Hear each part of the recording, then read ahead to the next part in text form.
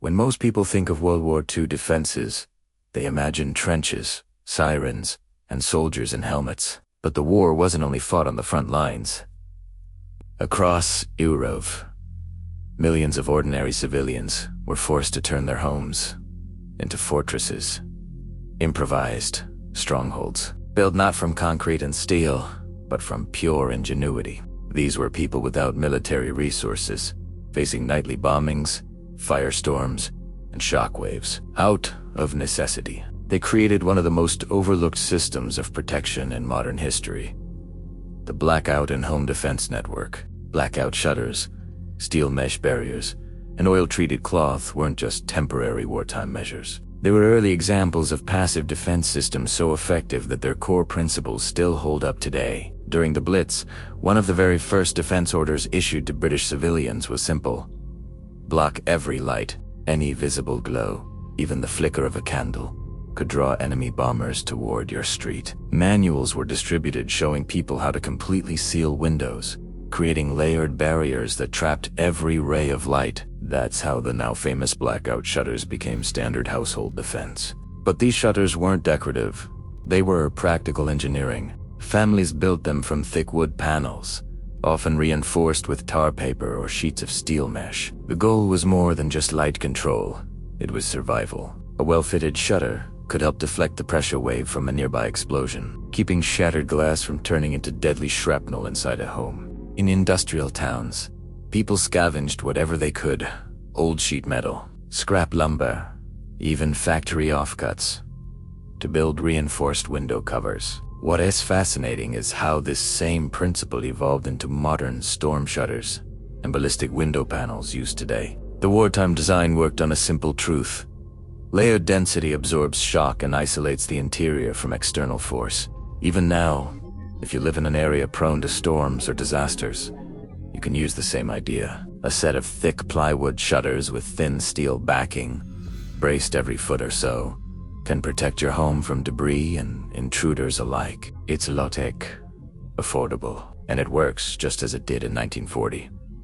But sealing homes completely came with its own risk. Without airflow, smoke and heat could become deadly. The solution was clever: fine steel mesh. Using chicken wire, fencing, or scrap industrial mesh, homeowners created breathable barriers over vents and windows. This mesh allowed air circulation while stopping flying debris and glass fragments during explosions. In cities like London and Rotterdam, steel mesh became standard for upper windows and attic vents. When blasts caused powerful suction, the mesh stopped fragments from being pulled inside, and in the chaos after raids, it also prevented looters from forcing entry. Lightweight, simple, and durable, it served both as ventilation and protection. And here again, history echoes forward. Modern architects still use reinforced steel mesh for ventilation grills, storm protection, and security windows. A century later, the same material serves the same purpose: to let air through while keeping danger out.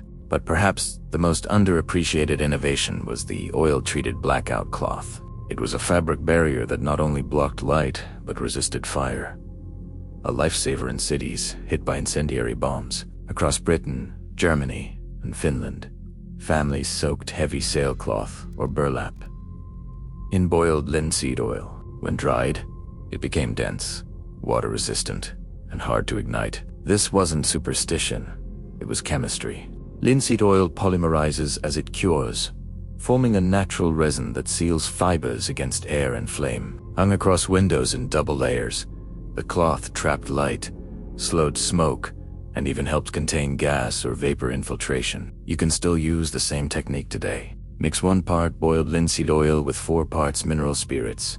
Soak thick cotton or canvas, then let it dry outdoors for several days. The result is a flexible, semi-waterproof, and fire-resistant fabric, perfect for emergency shelters, window covers, or tool wraps. Wartime engineers understood something we often forget: the best protection doesn't have to be complex, it just has to be smart. Together, blackout shutters, steel, mesh, and treated fabric created a layered home defense system, one that managed airflow, temperature, and pressure, with no electricity, no fancy tools, and almost no cost. Each layer served a specific purpose. Shutters absorbed impact, mesh kept air moving, and cloth resisted flame. This was systems engineering born from survival, an early example of what we now call integrated defense design. And it still works. Today, as security experts and preppers echo the same advice. Don't rely on one barrier. Layer your defenses, combine strength, flexibility, and airflow. Civilians in World War II didn't wait for government-issued solutions. They adopted, experimented, and turned ordinary materials into life-saving technology. Their resilience was practical science under pressure. Proof that real defense begins not with equipment, but with understanding how the world around you behaves. So the next time you see storm shutters or reinforced windows on a modern home, remember, they're not new inventions. They are descendants of the same ingenuity that once kept families safe beneath the burning skies of the Blitz. And nearly a century later, those same methods still stop intruders. Whether human, environmental, or mechanical, just as effectively as they did then. If you value this kind of history, where real-world ingenuity meets survival and design, make sure to subscribe to In the Beginning. Every story like this reminds us that true resilience doesn't come from technology. It comes from understanding, creativity, and the will to adapt.